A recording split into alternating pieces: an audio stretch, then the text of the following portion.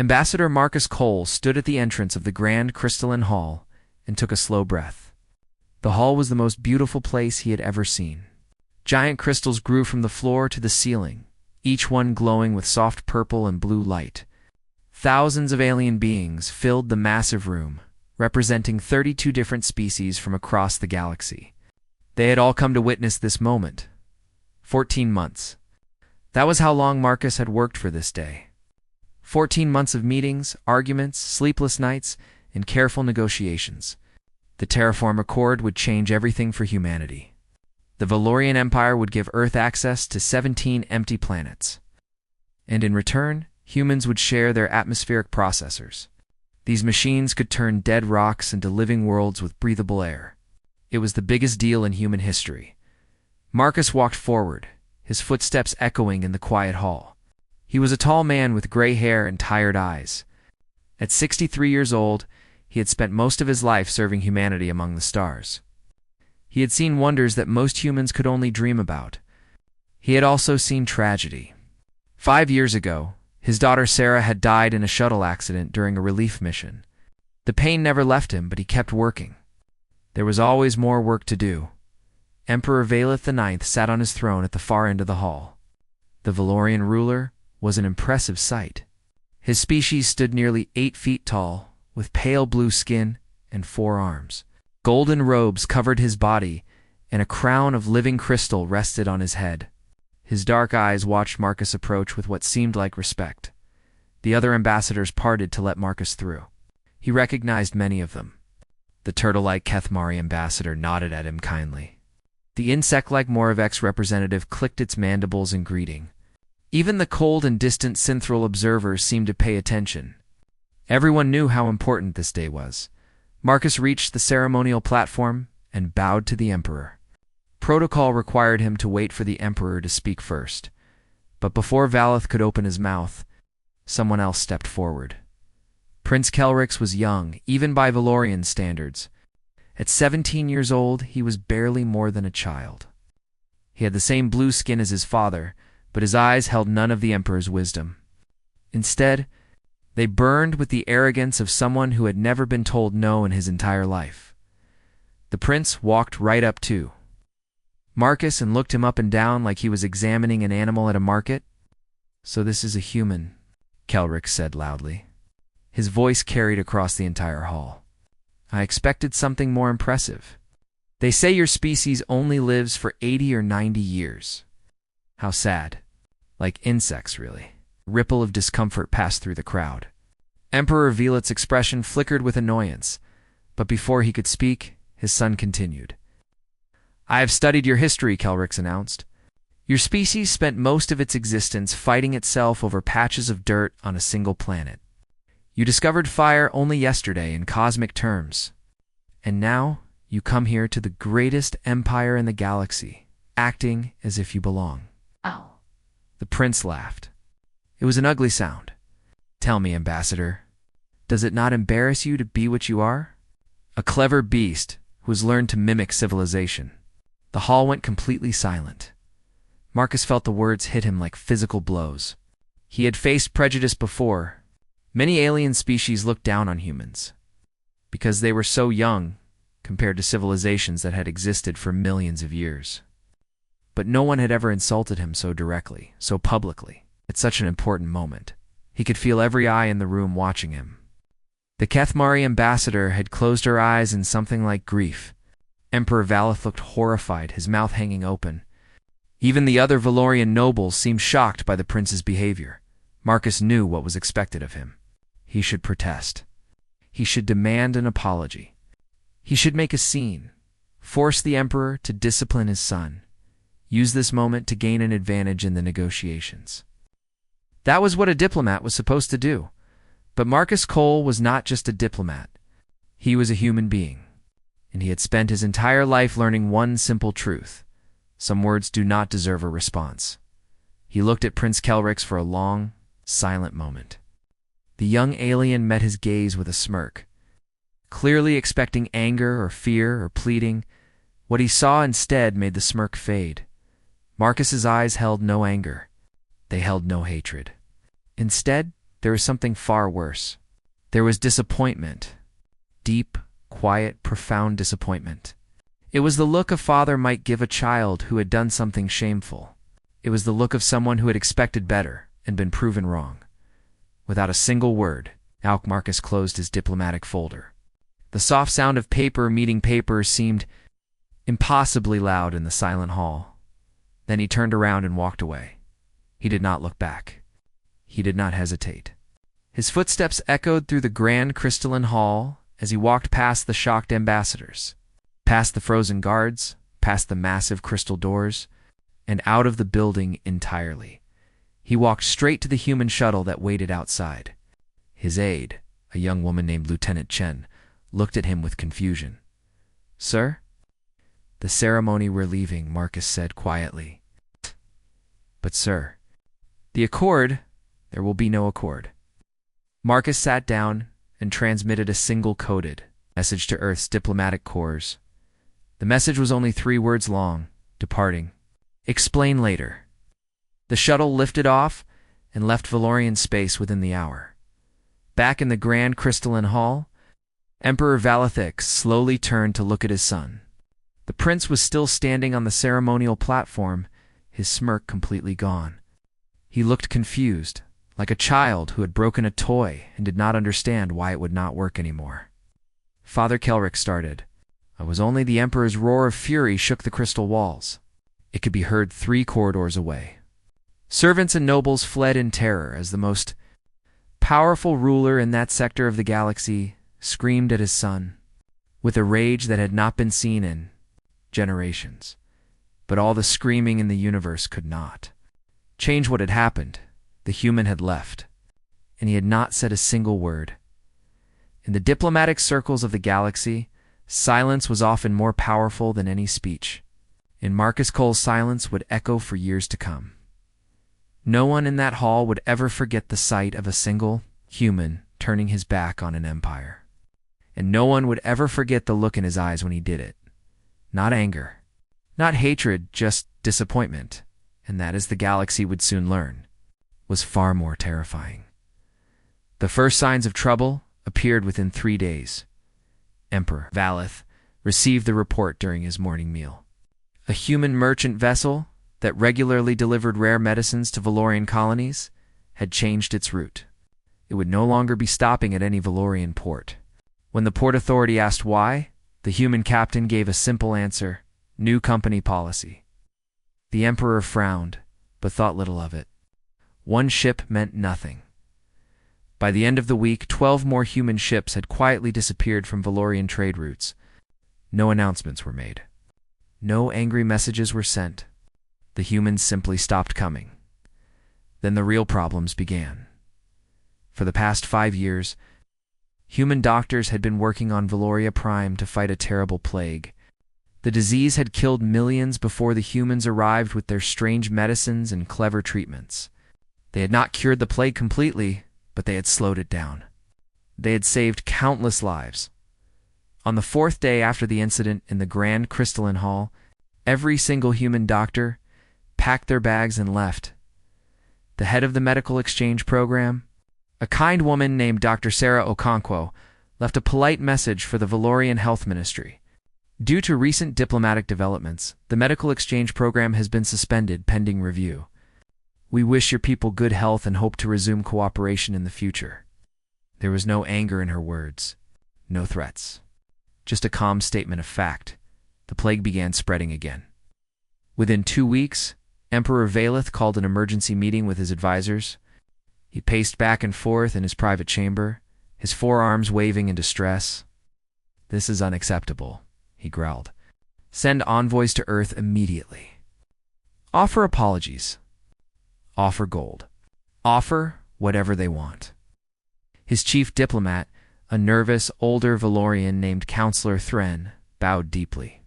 "Your Majesty, we have already tried. Earth's diplomatic corps responded this morning, and what did they say?"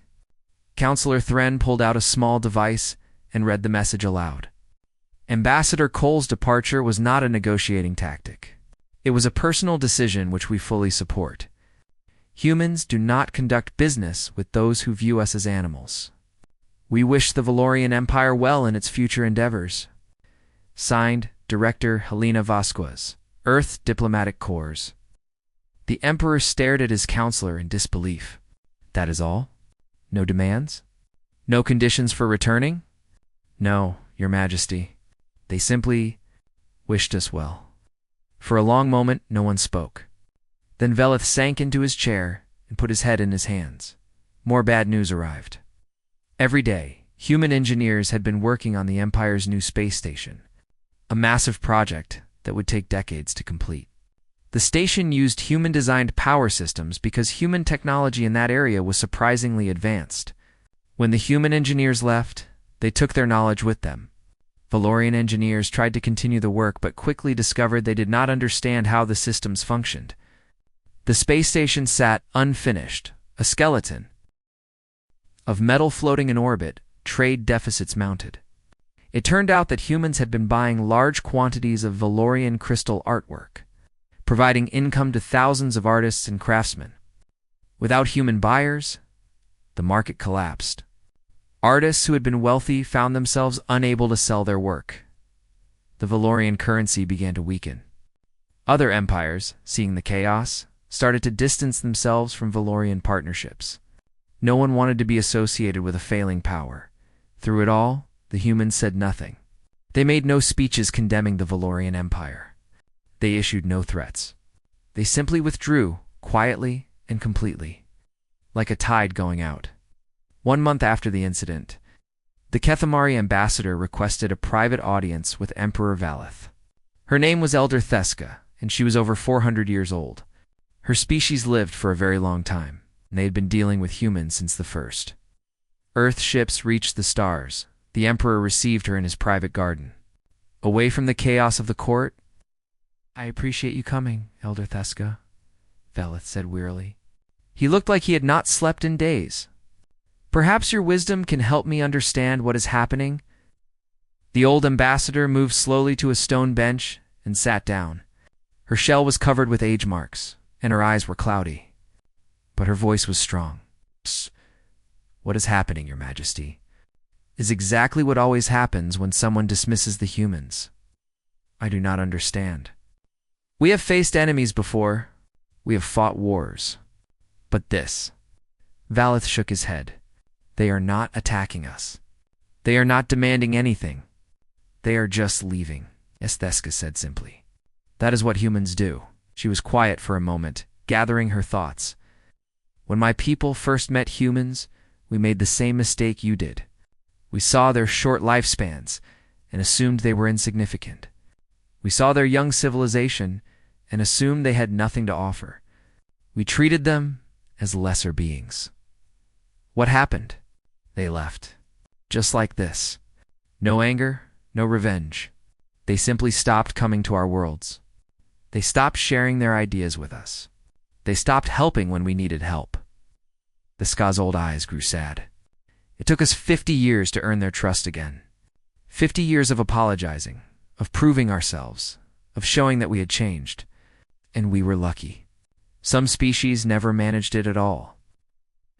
Valith leaned forward. "But why? If they were offended, why not fight? Why not demand payment? This passive withdrawal makes no sense to me." Elder Theska made a sound that might have been a laugh. "That is because you think like a conqueror. You see the galaxy as something to be dominated. Humans do not think this way. They see the galaxy as a community. They offer their gifts freely to those who treat them with respect, and they simply stop offering to those who do not." She fixed the Emperor with a serious look. "You have not lost a trade partner, Your Majesty. You have not lost an ally. You have lost a friend, and humans are very, very good friends to have." The Emperor was silent for a long time. "How do I fix this?" he finally asked. "I do not know if you can," Theska admitted. "Your son did not just insult Ambassador Cole.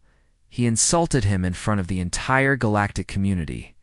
He called humans animals. Every species in the galaxy heard it. The humans will not simply forget that because you apologize." "Then what would you suggest?" The old ambassador rose slowly to her feet. I would suggest that your son learn what he has done, not through punishment. Through understanding, send him the histories. Let him see what happens to those who dismiss humanity. Let him understand the true cost of his words. She began to walk away, then paused. Humans have a saying, Your Majesty. They say that respect must be earned, not demanded. Your son demanded respect while giving none. Now, he must learn to earn it. If he can. That night, Emperor Valeth sent a servant to Prince Kelrix's chambers with a data tablet. On it were hundreds of files, histories, and records. Read them all, the servant said. Your father commands it. Kelrix, who had spent the past month confined to his rooms, took the tablet with trembling hands. He would not sleep for many nights to come, Prince. Kelrix sat alone in his darkened chamber, the glow of the data tablet lighting his face. He had been reading for 6 hours without stopping. His eyes burned. His head ached. But he could not stop. The stories haunted him. The first file was about the Moravex Collective. Kelrix knew of them. They were a warrior race, famous across the galaxy for their strength and battle skills. They had conquered dozens of worlds through force 300 years ago. The Moravex had attended a great summit where many species came together for the first time. Humans were there too, newly arrived in the galactic community. The Moravex leaders had mocked them openly. They called humans weak, soft, and pathetic. They laughed at human warriors, saying that any Moravex child could defeat them. The humans had smiled politely and said nothing. In the years that followed, the Moravex refused to trade with humans or allow them in their space. They continued to mock and insult them whenever possible. The humans simply avoided them and built relationships with other species instead. Then, 90 years later, disaster struck. A massive storm of cosmic radiation was heading toward Moravex space. Their shields could not protect them. Their technology was not advanced enough. Scientists predicted that the radiation would kill 90% of all Moravex within 5 years. The Moravex reached out desperately to every species they knew. Most offered sympathy, but no real help. The technology to create radiation shields strong enough did not exist, except it did. Humans had developed it decades earlier. The Moravex swallowed their pride and sent a message to Earth, begging for help. They expected to be rejected. They expected the humans to laugh at them, to remind them of every insult, to demand payment for every mockery. Instead, the human response came within hours. We are sending our shield technology immediately. No payment required. We hope your people survive and thrive. When the Moravex leaders asked why humans would help those who had treated them so badly, the human ambassador gave a simple answer. Grudges are for species with time to waste. We prefer to spend our short lives doing good. The radiation shield saved the Moravex civilization, and from that day forward, they became humanity's most loyal friends. Moravex warriors now served as honor guards at human embassies across the galaxy. They had never forgotten that humans saved them when they had no reason to. Kelrix put down the tablet and stared at the wall. His hands were shaking. He picked it up again and read the next file. The Synthral. Dominion had been a cruel empire that expanded through slavery and conquest. 50 years ago, they had invaded a small human colony world called New Melbourne. The colonists were peaceful farmers, with no military. They were captured easily. For 6 years, humans worked as slaves in Synthral mines and factories. They were beaten, starved, and worked to death. The Synthral thought nothing of it. To them, humans were just useful animals. Earth could have sent warships. Humans had a strong military by then. They could have fought the Synthral and probably won instead. They did something unexpected. Humans announced that they would not trade with any species that traded with the Synthral Dominion. They would not share technology, medicine, or resources with anyone who supported slavers. They made no threats. They simply stated their position and waited. At first, other species ignored the announcement. The Synthral were powerful. Humans were still relatively new. Why would anyone care what humans thought? But as years passed, more and more species chose to side with humanity. Human technology was valuable. human doctors were skilled. Human trade goods were popular. One by one, other empires cut ties with the Synthral to maintain their relationship with Earth. Within a decade, the Synthral economy collapsed. No one would buy their goods. No one would sell them supplies. Their empire crumbled from within. They released the human slaves voluntarily, hoping it would end their isolation. It did. But what happened next surprised everyone. The year after the slaves were freed, human ships arrived in Synthral space. But they were not warships. They were agricultural vessels carrying seeds, tools, and farming equipment. The Synthral people were starving after their economic collapse. Humans helped them rebuild. When asked why they would help, former slavers, the human leader of the relief mission, said something that became famous across the galaxy. Cruelty is a choice. So is kindness. We prefer the latter. Your leaders made terrible choices, but your children should not starve for their crimes.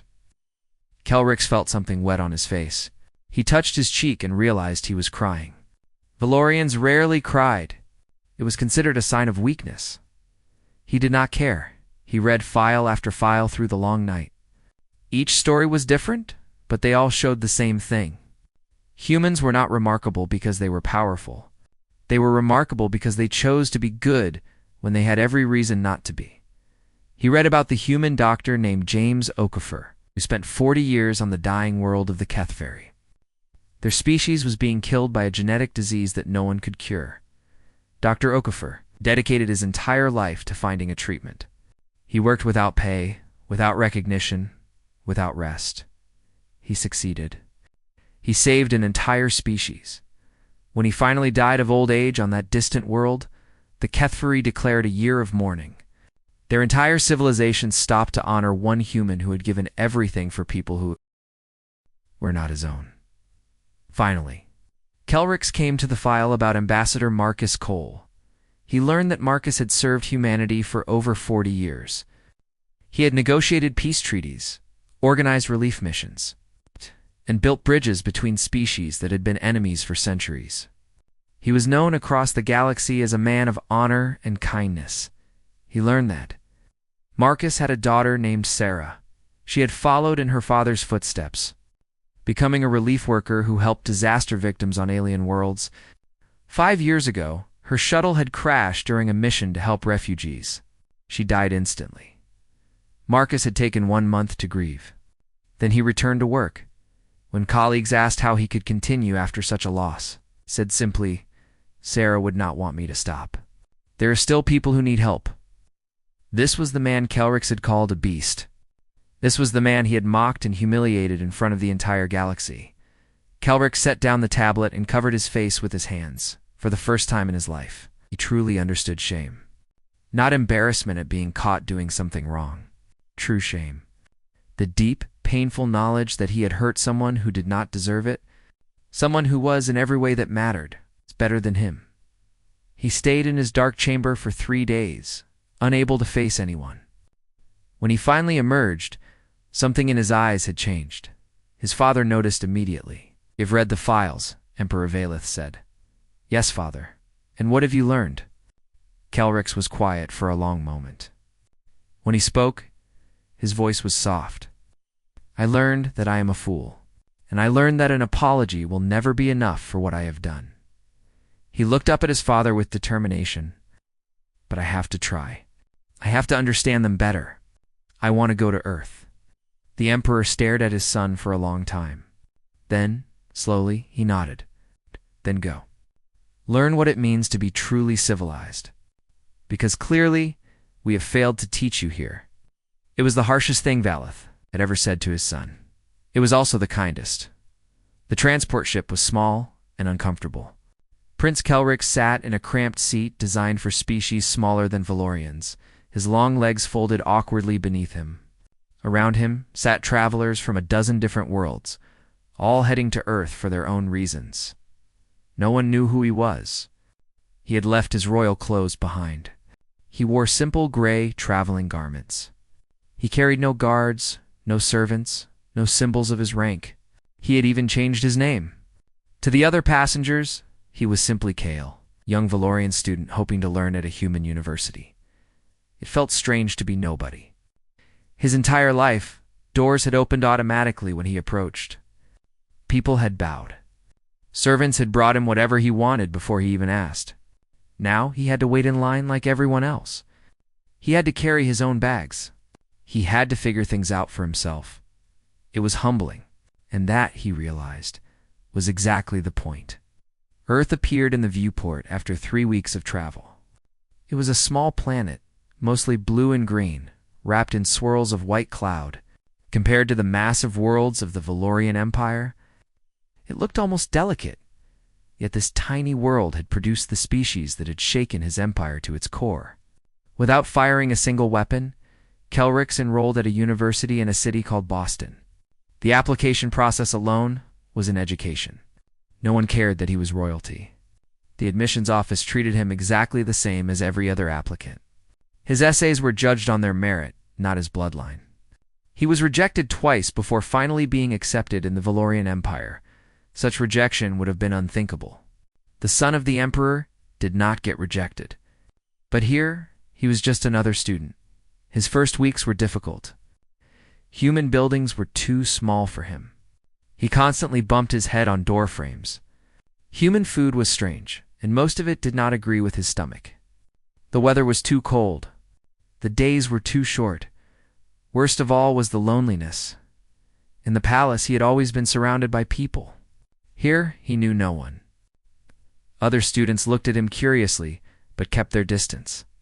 He was an alien, after all. Different. Strange. One evening, Kelrix sat alone in a small park near his dormitory. He was tired, homesick, and beginning to wonder if coming to Earth had been a mistake. An elderly human woman sat down on the bench beside him. She was small and wrinkled, with white hair pulled back in a neat bun. She carried a bag of breadcrumbs, which she began throwing to a group of small birds. "You look sad, young man," she said without looking at him. Kelrix blinked in surprise. Most humans avoided talking to him. "I am ... adjusting. It is difficult being so far from home." The woman nodded sympathetically. "I imagine so. I've lived in this city my whole life. Can't imagine being on a whole different planet." She finally looked at him, studying his face with bright, curious eyes. "You're a Valorian, aren't you? I saw your people on the news a while back. Some kind of diplomatic trouble." Kelrix felt his stomach tighten. "Yes, there was. An incident. Well, that's politics for you. Always making a mess of things." She threw another handful of crumbs to the birds. "What's your name?" "Kale. Nice to meet you, Kale. I'm Margaret." "Margaret Sullivan." She smiled warmly at him. "Listen, you look like you haven't had a proper meal in weeks. I make dinner for my family every Sunday. You should come." Kelrix stared at her. You are inviting me to your home? But you do not know me." Margaret laughed. "That's the whole point of inviting someone to dinner. To get to know them. Besides, my grandchildren would love to meet a real alien.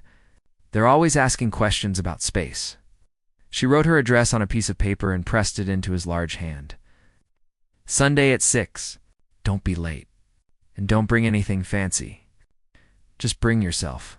Ouch! She gathered her bag and walked away, leaving Kelrix holding the paper in stunned silence. That Sunday, he went to Margaret Sullivan's house. Her family welcomed him like he was an old friend. Her grandchildren asked him 1,000 questions about Valorian ships and food and customs. Her son-in-law taught him how to play a simple card game. Her daughter made sure his plate was always full. No one asked about his rank. No one cared where he came from or who his father was. They simply accepted him as Kale, as a lonely student who needed a family. He went back every Sunday for 2 years. During that time, Kelrix learned more about humans than any book could have taught him. He volunteered at a shelter where humans helped others who had lost their homes. He worked alongside people who had nothing, yet still found ways to give. He saw humans donate food, clothes, and money to strangers they would never meet again. He joined a group that built houses for families in need. For weeks he carried lumber, hammered nails, and painted walls. The work was hard and exhausting. His hands blistered and bled. But when he saw the family move into their new home, when he saw the children running through rooms that he had helped build, he understood something profound. Worth was not given by birthright. Worth was earned through action. He met humans who had suffered terrible hardships, yet remained kind. He met humans who had every reason to be bitter, but chose to be generous. He met humans who worked their entire lives for causes that would not benefit them personally. One day, he helped clean up damage from a massive storm. An entire neighborhood had been destroyed. Kelrix worked alongside hundreds of volunteers, moving debris and searching for survivors. Next to him was a human man who had lost his own house in the storm. The man had nothing left. Yet he was out here helping others. Why? Kelrix asked. You have lost everything. Why are you helping strangers instead of taking care of yourself? The man wiped sweat from his forehead and looked at Kelrix with tired but determined eyes. "'Cause that's what we do," he said simply. "We help each other. That's the only way any of us get through." Kelrix thought about his old life. He thought about the servants who had waited on him, the nobles who had competed for his attention, the endless luxury that had surrounded him since birth. None of it had made him a good person. None of it had taught him what this storm-destroyed human knew instinctively. That night, Kelrix made a decision. He would not return home as a humbled prince hoping for forgiveness. He would find Ambassador Marcus Cole. He would face the man he had wronged and speak to him not as royalty, but as one person to another. It took him 3 more months to find the courage. When he finally stood outside Marcus Cole's small house by the sea, his hearts were pounding, so hard he thought they might burst. He rang the doorbell and waited. The door opened, and Kelrix looked into the eyes of the man whose silence had changed his life. Marcus Cole had aged since that day in the grand crystalline hall. His gray hair had turned white. Deep lines marked his face. But his eyes were the same, calm, thoughtful, seeing everything. He looked at the tall Valorian standing on his porch and said nothing. Kelrix felt his carefully prepared words vanish from his mind. He had practiced this moment 1,000 times. He had memorized speeches, rehearsed apologies, planned exactly what he would say. Now, faced with the real man, all of it seemed meaningless. The silence stretched between them. The sound of ocean waves filled the air. Seabirds called in the distance. Slowly, Kelrix lowered himself to his knees. In Valorian culture, kneeling was reserved for only the most sacred moments. A Valorian prince had not knelt before anyone in 10,000 years. Marcus's expression flickered with surprise. But he remained silent. "I will not ask for your forgiveness," Kelrix said. His voice was quiet and steady. "I have not earned it. I may never earn it. I only wish to say that I understand now." Kept his eyes on the ground as he spoke. "I was a fool. I thought that worth came from blood and power. I thought that my title made me better than others. I thought that I could say whatever I wanted without consequences because of who I was born to be." The ocean breeze rustled his clothes. He did not move. "Your people taught me how wrong I was. Not through punishment, not through revenge, through kindness, through example, through showing me what true strength looks like." He finally raised his eyes to meet Marcus's gaze. "I called you a beast, but you showed more nobility in your silence than I showed in my entire privileged life. You walked away from power and wealth rather than accept disrespect. You held on to your dignity when I tried to take it from you." His voice cracked slightly. "I have spent 2 years trying to understand why. I have read your histories. I have lived among your people.